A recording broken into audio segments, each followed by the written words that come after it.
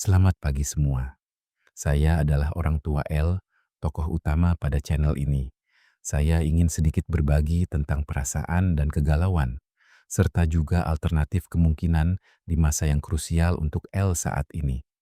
Beberapa hari yang lalu, saya melihat anak saya, dan tiba-tiba dada saya rasanya sesak. Bukan karena sedih, tapi karena tersadar.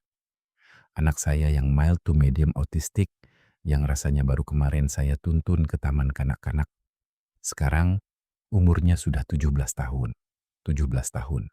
Angka yang bagi banyak orang tua berarti pintu gerbang kedewasaan. KTP, SIM, kuliah, atau mulai memikirkan masa depan mandiri. Tapi bagi kita, orang tua dengan anak berkebutuhan khusus, angka 17 seringkali datang bersama satu pertanyaan besar yang bikin kita terjaga di malam hari. Setelah ini, apa? Dan saya harus mulai dari mana?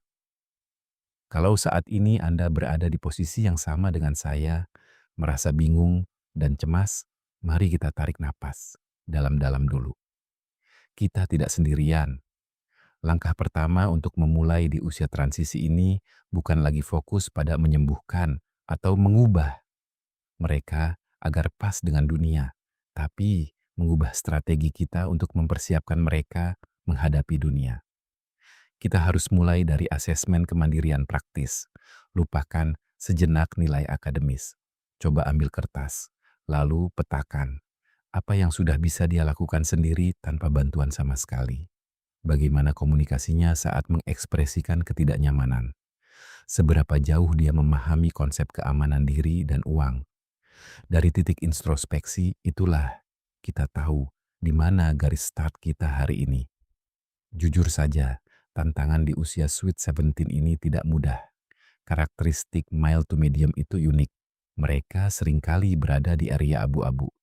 Mereka cukup sadar dengan lingkungan sekitar, tapi punya hambatan besar untuk membaur sepenuhnya. Ada 3 tantangan terbesar yang sedang dan akan kita hadapi. Pertama adalah ledakan hormon dan emosi pubertas akhir tubuh. Mereka dewasa, hormon mereka bergejolak, tapi regulasi emosinya mungkin masih di usia yang jauh lebih muda. Mengajarkan konsep privasi, dorongan seksual yang sehat, dan perubahan fisik itu menantang luar biasa. Kedua, kecemasan sosial atau social anxiety. Di usia ini, mereka mulai sadar kalau mereka berbeda.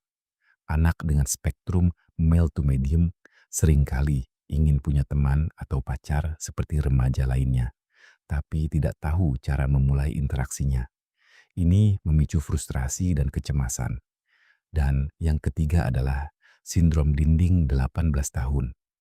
Begitu mereka lulus sekolah luar biasa atau sekolah inklusi, layanan terapi anak-anak biasanya selesai. Dunia dewasa tidak menyediakan karpet merah atau lingkungan yang seinklusif sekolah dulu. Ini tantangan kemandirian yang sesungguhnya. Jadi apa alternatif solusinya? Menyerah jelas bukan pilihan kita, kan? Kita sudah berjalan sejauh 17 tahun, kita pasti bisa melewati babak baru ini. Berikut adalah beberapa jalan keluar dan alternatif solusi yang bisa mulai kita cicil dari sekarang. Solusi pertama, saya akan menggeser terapi ke vokasional, keterampilan kerja. Jika dulu terapinya adalah sensori integrasi atau wicara dasar, sekarang saatnya masuk ke vocational training. Cari tahu minatnya, apakah dia suka mengetik, menggambar digital, memasak, atau merapikan barang. Fokuskan sisa waktu ini untuk melatih satu keterampilan yang bisa menghasilkan atau minimal memberinya rutinitas yang bermakna. Solusi kedua yang mau saya terapkan adalah latihan life skills berbasis skenario nyata. Jangan lagi dilayani. Di rumah, buat simulasi. Latih dia memesan makanan sendiri lewat aplikasi, ajarkan cara mencuci baju sendiri, atau ajak dia ke bank untuk belajar transaksi sederhana.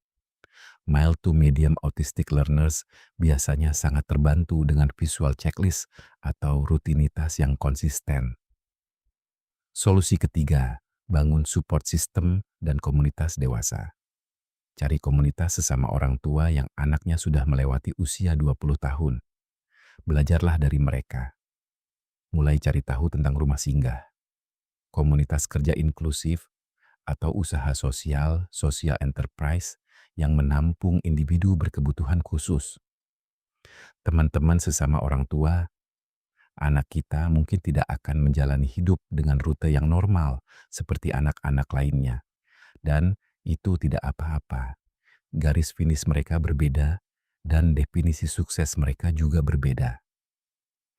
Tugas kita di usia 17 tahun ini adalah melepaskan perlindungan kita yang terlalu ketat secara perlahan dan menggantinya dengan kepercayaan. Beri mereka ruang untuk salah, beri mereka ruang untuk mencoba. Kalau Anda punya cerita atau kebingungan yang sama, tulis di kolom komentar ya. Saya akan baca dan jawab sesuai dengan yang saya alami. Oh ya, kalau Anda bertahan mendengarkan ocehan saya sampai saat ini, mungkin ada baiknya like, share, dan subscribe untuk support channel baru dan mendapatkan update dengan cepat. Thank you.